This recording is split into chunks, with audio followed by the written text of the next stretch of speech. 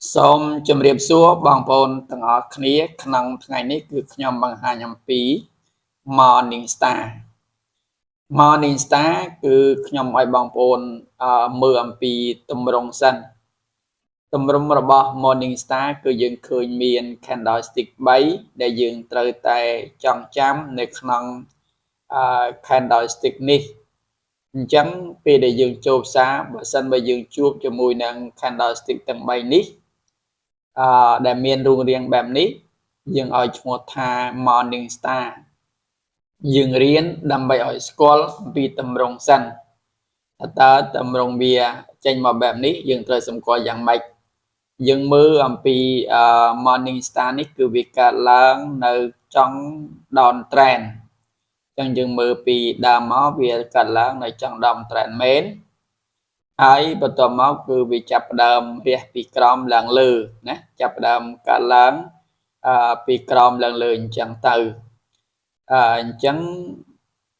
ទី1យើងមើលអំពីបង្គោលពណ៌ក្រហមនេះបញ្ជាក់ថាពោពេញទៅដោយកម្លាំងអ្នកសែលគឺខ្លាំងតែម្ដងចំណែកខាងមើលបង្គោលទៀនទី2គឺពណ៌ក្រហមដែរប៉ុន្តែកម្លាំងសែលត្រូវបានធ្លាក់ចុះកន្លែងនេះគឺកម្លាំងសែលគឺបានធ្លាក់ចុះហើយបន្ទាប់មកទៀតបង្គោលទៀនទី3គឺពោពេញទៅដោយកម្លាំងអ្នកលក់កម្លាំងអ្នកបាយអញ្ចឹងគឺកម្លាំងអ្នកបាយនេះគឺខ្លាំងតែម្ដងអញ្ចឹងគឺយើងមើលចំណុចដែលតម្រង់គឺបែបនេះគឺមើលតែ3បង្គោលទេអញ្ចឹងគឺបញ្ជាក់ថានៅក្នុងកន្លែងនេះកម្លាំងអ្នកបាយគឺខ្លាំងឡើងហើយយើងរងចាំតែឱកាសចូលបាយនោះទេណារងឱកាសចូលបាយទេហើយប្រសិនបើយើងចូលបាយយើងអាចរងចាំបន្តិចក៏បានឬក៏បងប្អូនចូលពីនេះក៏បានប៉ុន្តែបើសិនជាឃើញស្រមោលខាងលើនេះស្រមោលខាងលើនេះវែងបងប្អូនកុំទាន់អាចចូលអី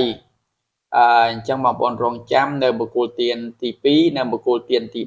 3ប្រសិនបើ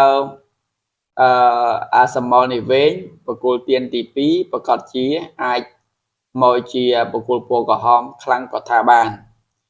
អញ្ចឹងគឺយើងអាចរងចាំឱកាសបាយនៅពាក់កណ្ដាលបង្គោលទៀននេះបង្គោលទៀនខ្លាំងនេះឬយើងអាចរងចាំឱកាសធ្លាក់មកដល់ពាក់កណ្ដាលនេះសិនហើយយើងដាក់ stop loss នៅខាងក្រោមនេះ stop loss នៅខាងក្រោមចង់ទៀននេះតែម្ដងហើយពេលដែលយើងចង់ថើ profit យើងមើលទៅតាម resistance នៅខាងលើមកថា resistance នេះនៅត្រឹមនេះចឹងបងប្អូនយកកន្លែង resistance នេះជាថើ profit មួយមកអានេះគឺយើងចូលដោយមានភាពគេហៅថាអំណត់អត់ធ្មត់ហើយយើងមានភាពដោយទំនុកចិត្តយើងចូលទៅ100គឺដឹងតែ100អាចនឹងបានប្រាក់ចំណេញឥឡូវនេះគឺខ្ញុំនិយាយអំពីរបៀបសង្ខេបអំពីរបៀបការចូលផ្សារងាយស្រួលយល់តែយើងមកអាននៅកន្លែង Morning Star ទាំងអស់ថាតើ Morning Star ហ្នឹងគេនិយាយដូចខ្ញុំនិយាយដែរអត់អញ្ចឹង Morning Star ដើរតួនាទី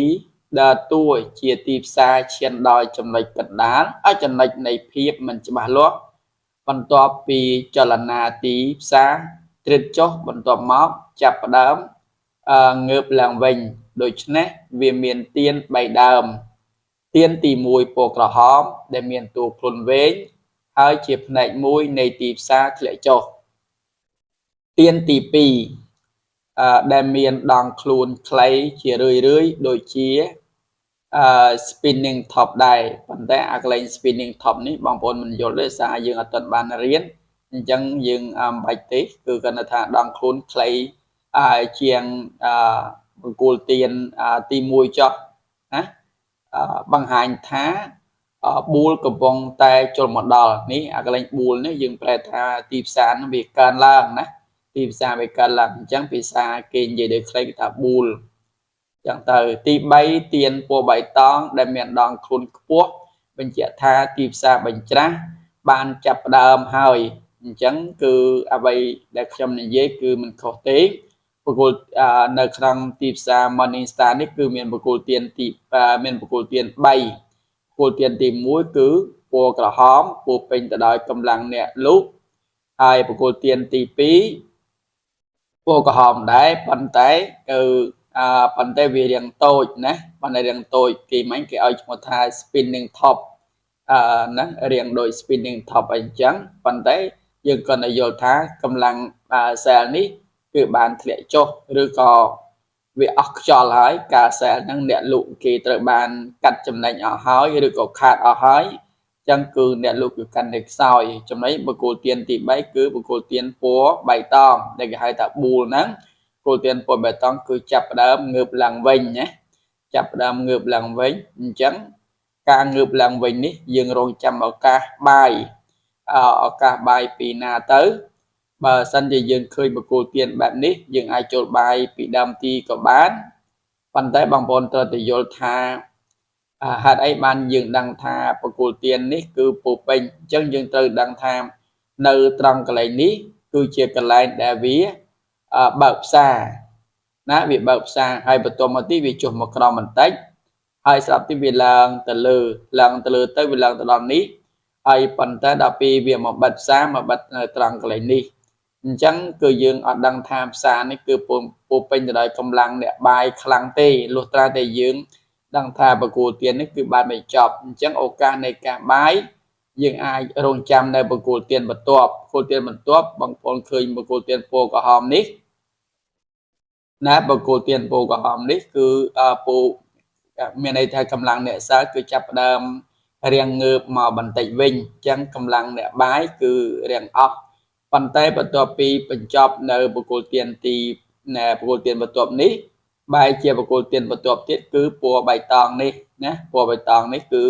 មានន័យថានៅត្រង់កន្លែងនេះគឺយើងឱកាសបាយគឺល្អមែនទែនណារងចាំឱកាសបាយល្អណាស់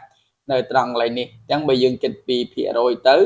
កន្លែងនេះគឺពាក់កណ្ដាលនៃការចូលផ្សារហ្នឹងណាការពាក់កណ្ដាលនៃការចូលផ្សារអញ្ចឹងដែលយើងត្រូវចូលបាយនៅត្រង់កន្លែងនេះហើយកំណត់stop loss នៅខាងក្រោមនេះមកនៅក្រោមនេះបកមបកគោលនេះមកនេះបកគោលទាំងនេះមកហើយបន្ទាប់មកទៀតយើងយក TP យើងមើលទៅលើ resistance នៅខាងលើតើ resistance ហ្នឹងទី1ប៉ះនៅត្រង់កន្លែងណាគឺយើងចូលកន្លែង TP នៅត្រង់កន្លែង resistance នេះមកអញ្ចឹងបងប្អូននៅត្រង់កន្លែងហ្នឹងណាអញ្ចឹងគឺខ្ញុំមានប៉ុណ្ណឹងទេ